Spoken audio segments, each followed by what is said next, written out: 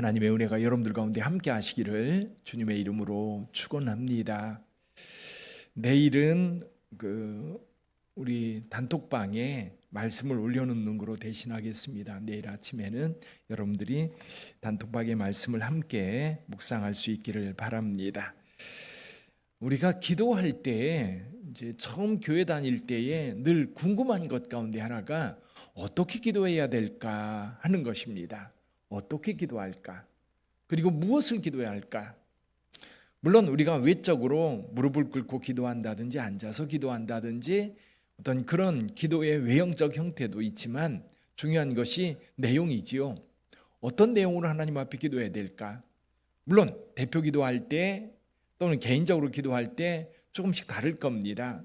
근데 우리 주님께서 여기 어떻게 기도할 것인가에 대해서 오늘 하나님의 말씀을 가르쳐주고 계세요. 우리가 기도할 때 가장 기본적인 기도가 바로 이 기도, 예수께서 가르쳐주신 기도입니다. 그럼 이 기도가 짧으면서도 우리가 기도할 내용, 이것을 좀 확대시키면 저와 여러분들이 하나님 앞에 기도하는 기도가 될 거예요. 여기에서 우리가 좀 더 확대시켜 갈 수 있지요. 근데 가장 기본적인 몇 가지를 우리가 오늘 본문의 말씀을 통해서 알 수 있는데요. 이 5가지 정도로 한번 정리를 좀 해보죠. 5가지 정도 우리가 기도할 때 어떻게 기도할 것인가. 그래서 오늘 예수님께서도 말씀하셔요. 예수님께서도 그러므로 그들을 본받지 말라. 여기 그들은 누구냐면 이방인들입니다. 중언부언하는 자들이에요. 어떻게 기도할지를 몰라가지고 그저 단순한 말을 계속해서 반복해 하는 기도 뿐만 아니라 다른 사람들에게 자랑하면서 나의 기도를 사람들이 인정해 주기를 바라는 그런 기도, 그런 게 아니라 우리 하나님께서는 이미 우리가 구할 것을 다 알고 계신다고 말씀하십니다. 그러므로 주님께서는 이렇게 기도하라고 말씀하고 계시죠. 첫 번째 내용은 뭐냐면 하나님의 영광을 구하는 기도입니다. 하나님의 영광을 구하는 기도. 우리 하나님은 전능하신 분이고 천지를 창조하신 분이고 찬양받으시기에 합당하신 분입니다. 그래서 우리는 하나님께 영광 돌리는 삶을 살아야 되고 기도를 그렇게 해야 돼요. 여러분 기도할 때 하나님의 영광을 가장 먼저 구하시기를 바랍니다. 여러분 이사야서 42장 8절에 보면 나는 여호와이니 이는 내 이름이라 나는 내 영광을 다른 자에게 내 찬송을 우상에게 주지 아니하리라고 말씀하셨어요. 우리 하나님께서만 우리 하나님의 백성들의 찬송을 받으실 분. 근데 하나님의 백성뿐만 아니라 하나님이 지으신 모든 창조물은요 하나님의 기쁨이 되어야 돼요. 그래서 하나님께서 천지를 창조하실 때 좋아하셨다고 그랬어요. 빛을 창조하시고 보시기에 좋았고 또 하늘과 땅을 창조하시고 보시기에 좋았고 바다를 창조하시고 그리고 육지의 생물들을 창조하시고 그러면 힘이 좋았어요. 사람을 창조하시고 굉장히 좋으셨어요. 그래서 특별히 하나님께서 하나님의 백성들을 창조하시면서 이렇게 말씀합니다. 이 백성은 내가 나를 위하여 지었나니 나의 찬송을 하려 함이라. 나를 찬송하려 함이라. 그러니까 하나님의 백성들의 책임과 의무가 뭐냐면 하나님을 찬송하는 거예요. 그래서 저와 여러분들이 신앙생활 할 때에 늘 물어야 돼요. 내가 이렇게 행동할 때 하나님께서 기뻐하실까? 하나님께서 영광 받으실까? 그래서 우리가 가끔 이제 어른들이 하시는 말씀이 있어요. 하나님의 영광 가릴까 봐. 하나님의 영광. 여러분 하나님의 영광을 구하는 건 매우 중요합니다. 그래서 우리의 삶을 통해서 하나님의 이름이 높임받고 하나님의 영광이 드러나야 하는 거죠. 두 번째 우리가 기도해야 될 것은 하나님의 뜻이 우리 가운데 이루어지는 겁니다. 여기 10절 한번 볼까요? 10절 같이 읽어봅니다. 나라가 임하시오며 뜻이 하늘에서 이루어진 것 같이 땅에서도 이루어지이다. 하나님의 나라가 우리 가운데 이루어져야 돼요. 우리 가운데 하나님의 나라가 이루어지는데 하나님의 나라란 뭘까요? 누가복음에 보면 예수님께서 뭐라고 말씀하셨어요? 하나님의 나라는 너희 안에 있다고 그러셨어요. 너희 안에 있다. 그럼 그 하나님의 나라가 어떤 거예요? 구체적으로 여러분들이 생각할 때 그 하나님의 나라는 뭐예요? 가장 기본적인 하나님의 나라를 정의한다면 하나님의 통치가 미치는 곳이에요. 하나님의 통치가 미치는 곳. 대한민국이라고 하는 땅은요, 이 한반도와 부속도서로 한다 그랬는데, 이 대한민국이라고 하는 나라는 대한민국의 법이 지배되어지는 곳. 예를 들면 이런 거예요. 독도는 우리나라 땅입니다. 우리나라가 지배를 하고 있어요. 여기 한 경찰대도 가 있고요. 우리나라 사람들이 자유롭게 들어가 있습니다. 일본이 자기 땅으로 우기지만 그건 우리의 주권하에 있는 땅이에요. 우리 땅인 겁니다. 그러면 쓰시마섬은 우리 땅이 아닌 거예요. 우리 통치권 밖에 있는 거예요. 하나님의 나라는 하나님의 통치가 미치는 곳. 그러니까 보세요. 우리가 하나님의 뜻이 우리 안에서 이루어지지 않으면 하나님의 나라가 우리 가운데 이루어진 게 아닌 거예요. 하나님의 통치가 미친다고 하는 얘기는 우리가 하나님의 말씀에 순종하고 하나님의 뜻을 따르고 하나님의 일이 이루어지는 곳, 거기가 바로 하나님의 나라인 거예요. 그래서 하나님의 나라가 확장된다고 하는 것은 하나님의 통치, 하나님의 지배가 우리 심령들을 지배하게 될 때 하나님의 지배 속에 없는 사람들이 하나님의 지배 속에 들어오는 거예요. 하나님의 사랑 안에 들어오는 거예요. 하나님의 사랑 안에 들어오지만 또 하나님의 말씀의 통치 가운데 들어오는 거예요. 들어오면 하나님의 말씀을 따라가야 되는 거예요. 그래서 저와 여러분들이 하나님의 나라를 어떻게 이루어갈 것인가, 하나님의 말씀을 따라 하나님이 원하는 일을 이룬다면 우리 빛된 교회를 통해서 하나님의 나라가 이 땅에 이루어지는 줄 믿습니다. 여러분, 우리 빛된 교회가 존재하는 가장 근본적인 이유는 하나님의 나라를 이 땅에 이루기 위해서예요. 방법은 다양할 겁니다. 전도라는 방법을 통해서, 찬양이라고 하는 방법을 통해서, 예배를 통해서, 구제를 통해서, 선교를 통해서, 전도를 통해서 여러 방법으로 하나님의 나라를 이루어가는 거예요. 근데 궁극적으로 우리가 하는 모든 행동의 결과는 하나님의 나라를 이 땅에 이루는 거예요. 하나님의 나라가 하늘에서 이루어진 것 같이 이 땅에 이루어지기를 구하는 저와 여러분들이 되기를 바랍니다. 그래서 여러분들이 뭔가를 하려고 할 때 여러분 그 최종적 목적이 뭔가, 하나님의 뜻이 이루어지고 하나님의 나라가 이곳에 이루어져야 되는 거예요. 세 번째 기도할 것이 있어요. 세 번째 어떤 기도인가요? 11절 같이 읽어봅니다. 오늘 우리에게 일용할 양식을 주시옵고. 우리 하나님께서 광야를 지날 때에, 이스라엘 백성들이 광야를 지날 때에 그들에게 필요한 양식을 주셨어요. 만나를 내려주셨고, 목이 마르다고 할 때 무리바에서 바위에서 물을 공급해 주셨습니다. 그들이 욕심이 나가지고 고기가 먹고 싶다고 할 때 메추라기를 보내서 고기를 먹게 하셨어요. 여러분, 일용할 양식은요, 하나님이 주시는 겁니다. 일용할 양식은 하나님께. 그래서 저와 여러분들이 신앙생활할 때 하나님께 구할 것들이 의외로 많아요. 근데 요즘에는 우리가 전에는 그냥 자연스럽게 우리가 취하던 것들, 자연스럽게 우리가 먹고 마시던 것들이 이제는 귀한 것이 되었어요. 요즘에는 생각해 보면 우리나라는 어디서나 물을 마셔도 배탈이 안 납니다. 우리나라 사람이 중국 가면 배탈 나가지고 고생을 해요. 외국에도 마찬가지, 유럽에 가도요, 생수를 마시는 거는 늘 옛날부터 그랬어요. 그래서 유럽은 생수를 마시기가 어려우니까 이제 포도주라든지 맥주라든지 이런 것들을 만들어 가지고 음료수처럼 마셨던 겁니다. 이유가 뭐냐면 물을 자유롭게 못 마시는 거예요. 근데 우리나라는 어딜 가든지 물을 자유롭게 마실 수 있어요. 그래서 봉이 김선달이 대동강물을 팔아먹었다는 얘기가 우리는 농담 또는 우스갯소리로 이야기하는 거잖아요. 그런데 실제로 언제부턴가 우리에게 생수를 팔고 있어요. 생수를 사서 마셔야 되고 정수를 해서 마셔야 되고, 이제는 공기도 그렇게 해야 된다고 봅니다. 어느 분이 우리 교회를 짓는다고 그러니까 이런 얘기를 하더라고요. 목사님, 교회 청정기를 넣어야 됩니다. 그러면서 또 한 가지 산소 공급기를 설치해야 된다는 거예요. 산소 공급기. 왜 그러냐 그랬더니 이제 교회 성도들이 꽉 차면 산소가 부족해서 성도들이 존대요. 그래서 산소 공급을 하면 성도들이 졸지를 않는다는 거예요. 근데 실제로 그렇습니다. 서울의 공기가 많이 탁한 데다가 사람들이 모여 있으면 공기가 탁한 거예요. 여러분들도 느끼시죠? 아, 여기 공기 참 좋네. 예전엔 그게 뭔지 몰랐어요. 우리가 당연하게 하나님께서 주시는 것들을 우리는 당연하게 받아들였는데 이제는 그렇지 않은 거예요.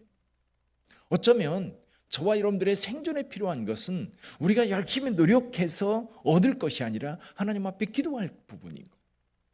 그래서 우리가 열심히 노력하는 것은 하나님의 영광을 위해서, 하나님의 나라를 위해서 우리가 수고하고 애쓰는 거고요. 우리의 필요에, 생존에 필요한 것들은 주님께서 공급해 달라고 구하는 거죠. 그래서 여기 오늘 우리에게 용할 양식을 주시옵고, 그래서 저와 여러분들이 필요한 것을 하나님 앞에 구하시기를 바랍니다. 이것뿐만 아니라 우리가 살다 보면 필요한 것들 많지요. 건강에 필요한 것들, 또 인간관계에 필요한 것들, 또 세상에서 여러분들이 직장에서 일을 하려면 지혜도 필요하고요, 지식도 필요하고요, 기술도 필요하고요, 여러 가지 필요한 것들이 있어요.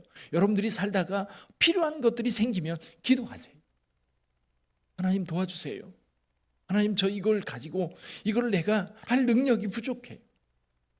하나님께서 도와주세요. 하나님은 기뻐서 도와주세요. 여러분이 뭔가를 필요로 한다면, 그것이 하나님 앞에 기쁨이 된다면, 그것이 내 욕망을 이루는 것이고 욕심을 이루는 것이고 악을 행하는 것이라고 한다면 하나님은 외면하실 거예요. 그런데 여러분들에게 꼭 필요한 거라고 하나님께서 생각하신다면 넉넉하게 공급할 거예요. 우리 자녀들이 공부한다고 필요한 것을 사달라고 그러면 우리 부모님들이 마다할 사람들이 없을 거예요. 그런데 공부에 필요한 게 아니라, 미래를 위해서 준비하는 게 아니라 엉뚱한 것, 소비적인 것이라든지 아니면 다른 어떤 이 게임이라든지 아니면 자기를 망가뜨리게 만드는, 또 마약이라든지 요즘에 그런 문제들이 너무나도 심각한. 그래서 저와 여러분들이 우리 자녀들에게 필요한 것이 있다면, 그에게 유익한 것이 있고 내 기쁨이 된다면 언제든지 공급해 주는 것처럼 우리 하나님께서도 저와 여러분들에게 필요한 것들을 늘 공급해 줄 준비가 되어 있어요. 오늘 여러분들에게 필요한 게 뭡니까? 그것을 하나님 앞에 구하는 저와 여러분들이 되기를 바랍니다. 네 번째, 용서입니다. 용서. 12절 한번 볼까요? 12절 같이 읽어봅니다. 우리가 우리에게 죄 지은 자를 사하여 준 것 같이 우리 죄를 사하여 주시옵고. 이제 영어 성경에 보면 이게 죄라고 하는 말로 되어 있기도 하지만 빚, 내가 빚진 거예요. 채무를 가지고 있는 거지요. 그래서 누군가에게 죄 지은 자를 내가 그를 용서해주고 그리고 채무를 면제해주고 그런 거예요. 그렇죠. 죄도 누군가가 나에게 악을 행했을 때 그는 나에게 부채를 지고 있는 거예요. 나에게 죄짐을 지어준 거거든요. 죄짐이 있는 거예요. 그럼 이거를 내가 풀어주는 겁니다. 풀어줄 때에 우리 하나님께서 그 모습을 보고 하늘에서 우리의 죄에 대한 그 용서도 이루신다는 거죠.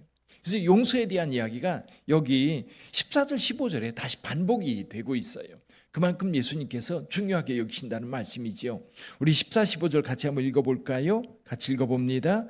너희가 사람의 잘못을 용서하면 너희 하늘 아버지께서도 너희 잘못을 용서하시려니와 너희가 사람의 잘못을 용서하지 아니하면 너희 아버지께서도 너희 잘못을 용서하지 아니하시리라. 우리 주님께서 우리의 죄를 용서하여 주실 겁니다. 그리고 우리가 예수를 믿을 때에 가장 그 믿음의 핵심이 뭐냐면 우리의 죄 때문이거든요. 예수를 우리가 믿는 것은 예수께서 우리의 죄짐을 다 짊어지시고 우리의 죄를 용서해 주셨다는 것을 믿음으로 받아들이는 거죠. 자, 그렇다면 우리의 삶에서도 용서가 필요한 겁니다. 근데 저는 이 말씀을 보면서 인간관계 문제라고 생각을 해요. 예수님께서 왜 이 이야기를 하셨을까? 왜 이것을 날마다 기도하라고 말씀하셨을까? 우리가 같이 사람들이 더불어 살다 보면 여러분 좋은 관계 속에서만 살지 못해요. 갈등도 생기고 아픔도 생기고 또 어떻게 하다 보면 내가 다른 사람에게 상처를 주기도 하고 또 어떤 사람이 나에게 깊은 상처와 아픔을 주기도 합니다. 근데 여러분 꼭 기억해야 될 것이 나만 상처받는 게 아니에요. 나 때문에 누군가도 상처받아요. 그것을 바꾸면 될 것 같아요. 저도 늘 내가 손해보고 내가 힘들고 내가 더 많이 우리 성도들 위해서 또 다른 사람들 위해서 더 많이 수고하고 더 많이 애쓰고 나는 잘못이 아무것도 없는 것처럼 그렇게 느꼈던 때가 있습니다. 근데 하나님 앞에 기도하다 보니까요, 하나님이 어느 날 그렇게 말씀하시죠. 너도 다른 사람한테 상처를 주고 있어. 그렇죠? 나도 누군가에게 상처를 줄 때가 있는 거예요. 그러면 나도 용서받아야 되는 거예요. 나도 용서받아야 되는 거예요. 그러니까 우리가 누군가가 나한테 상처를 줘서 내가 용서한다고만 생각하면 부담스러워요. 내가 왜? 그런데 나도 용서받아야 되는 사람이라고 생각하면 좀 마음이 달라져요. 나도 용서받아야 되는, 주님의 용서가 필요할 뿐만 아니라 우리 형제자매들의 용서가 필요한 거예요. 용납이 필요한 거예요. 그래서 우리가 서로를 이렇게 공동체 안에서 살아가려면 서로 용서하고 용서받는 이것이 잘 돼야 그 공동체가 행복한 공동체가 되는 거예요. 가족은, 건강한 가족은 이게 잘 돼요. 엄마한테 상처를 받아도 아이는 그거 용서합니다. 아이 때문에 엄마가 상처를 받아도 여러분 자녀에 대해서 그런 마음은 계속 품고 살지 않아요. 용서하는 거예요. 근데 우리가 교회 공동체에서도 이런 마음 가지고 살기 어려워요. 누군가가 나에게 상처 줘가지고 보기 싫은데 내 마음에서 용서가 안 돼가지고 힘든 경우 있어요. 근데 나는 전혀 상처 안 주고 사는 것처럼 그렇게 느낄 때가 있거든요. 근데 여러분, 나도 누군가에게 상처를 주고 누군가가 나도 모르는 새, 이게 설교를 하다 보니까 그렇더라고요. 설교를 하다 보니까 나는 분명히 선한 의도로 설교했는데 누군가가 상처를 받아요. 누군가가 상처를 받아요. 저는 목회를 하면서 그런 경우 많이 경험했습니다. 어느 분이 교회 안 나와요. 그래서 왜 그러냐고 전화도 안 받고 그래서 다른 구역장님이나 다른 분들을 통해서 이야기도, 목사님 시험 들었대요. 뭐 때문에요? 목사님이 그날 설교했는데 이렇게 설교하셔가지고 자기를 찌르는 설교를 했다나, 그래서 교회 안 나온대요. 상처를 입었다는 거. 근데 여러분, 전후 문맥만 봐도 금방 알 수 있어요. 그게 자기를 위한 건, 자기에게 자기 들으라고 얘기한 건지 아닌지. 근데 그런 것 때문에 상처받는 경우도 의외로 많더라고요. 이게 나만 누구에게 용서를 해주는 게 아니라 나도 용서받아야 될 대상이라고 하는 것을 생각하면서 이 기도를 하나님 앞에 늘 해야 될 것 같아요. 용서. 마지막 5번째는요,